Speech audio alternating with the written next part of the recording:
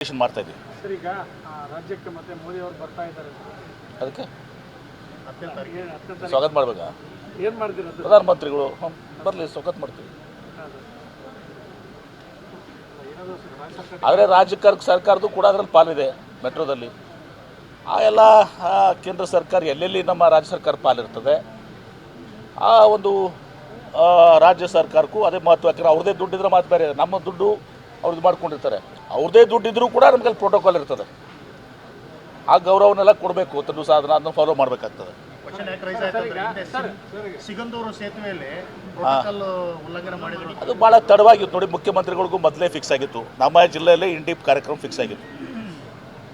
ಅಲ್ಲೆಲ್ಲ ಪಾಪ ತಯಾರಿ ಮಾಡಿಕೊಂಡು ಒಂದು 50,000 ಜನ ಇದ್ರಲ್ಲಿ ಅವತ್ತು ದಿವಸ. ನೀವು ಲಾಸ್ಟ್ ಮಿನಿಟ್ ಹೇಳಿಬಿಟ್ರೆ ಅಲ್ಲಿ ಕಾರ್ಯ ಕ್ಯಾನ್ಸಲ್ ಮಾಡಿಬಿಟ್ರೆ ಅಲ್ಲಿ ಅನಾನುಕೂಲ ಆಗ್ತದೆ ಅಲ್ಲಿ. ಅದಕ್ಕೆ ಯಾವಾಗ ಒಂದು ಕಾರ್ಯಕ್ರಮ ಫಿಕ್ಸ್ ಮಾಡ್ತೀವಿ, ಮೊದಲು ಮುಖ್ಯಮಂತ್ರಿಗಳಿಗೆ ಅವ್ರಿಗೆ ಮ್ಯೂಚುವಲ್ ಡೇಟ್ಸ್ ಅಂತಾರೆ, ಅವ್ರಿಗೂ ಮತ್ತು ನಮಗೆ ಒಂದು ಮ್ಯೂಚುವಲ್ ಡೇಟ್ ತೊಗೊಂಡು ಫಿಕ್ಸ್ ಮಾಡಬೇಕಾಗ್ತದೆ. ನೀವು ಏಕಾಏಕಿ ಫಿಕ್ಸ್ ಮಾಡಿ ನಾ ಇಂಥ ದಿವಸ ಫಿಕ್ಸ್ ಮಾಡಿದ್ದೀನಿ ಬನ್ನಿ ಅಂದರೆ ಆ ರೀತಿ ಇವಾಗೇನು ಗೊಂದಲ ಇಲ್ಲ. ಯಾವುದು 10ನೇ ತಾರೀಕು ಅದು ನನಗೆ ಗೊತ್ತಿಲ್ಲ. ಅದ್ರ ಉಪಮುಖ್ಯಮಂತ್ರಿಗಳು ಕೇಳಬೇಕು.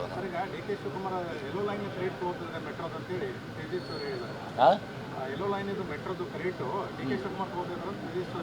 ಅರೆ ನಮ್ಮ ಪಾಲಿದ್ದಾಗ ನಮ್ಮ ಪಾಲಿದೆಯಲ್ಲ, ಅದೇ ಆಗಲಿ. ಕೇಂದ್ರ ಸರ್ಕಾರ ಏನು 100% ಕೇಂದ್ರ ಸರ್ಕಾರದಿದ್ದರೂ ಕೂಡ ನಮ್ಮ ಟ್ಯಾಕ್ಸ್ ಹಣ ಅಲ್ಲಿ ಹೋಗೋದಲ್ವಾ? ಏನು ಕೇಂದ್ರ ಸರ್ಕಾರ ಏನು ನೋಟ್ ಪ್ರಿಂಟಿಂಗ್ ಮಷಿನ್ ಏನು ಕೊಟ್ಟು ಕಳಿಸ್ತಾರಾ? ನಮ್ಮ ರಾಜ್ಯಕ್ಕೆ ಎಷ್ಟು ನಮ್ಮದು ಟ್ಯಾಕ್ಸ್ ಅದ? ನಮ್ಮ ಪ್ರಿಯಾಂಕ್ ಅವ್ರು ಕೇಳಿ ಎಷ್ಟು ಕೊಡ್ತೀವಿ ನಾವು ಟ್ಯಾಕ್ಸು? IT ನಂಬರ್ 2 ಇದ್ದೀವಿ ಸರ್, GST ನಂಬರ್ 2ನಲ್ಲಿ ನಂಬರ್ 2 ಇದೀವಿ ಈಗ. 4.5 lakh crores only in IT exports.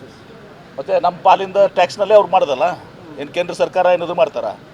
ಬರೀ ನಾವು ಕೇಂದ್ರ ಸರ್ಕಾರ ಕೊಟ್ಟಿದ್ದೀವಿ, ನಮ್ಮದೇ ಯೋಜನೆ ತಂದರೂ ಕೂಡ ನಮ್ಮ ಟ್ಯಾಕ್ಸ್ ಹಣನೇ ಅಲ್ಲ ಅದು. ಏನು ಇವರಾಗೆ ಕೊಡ್ತಾರಾ?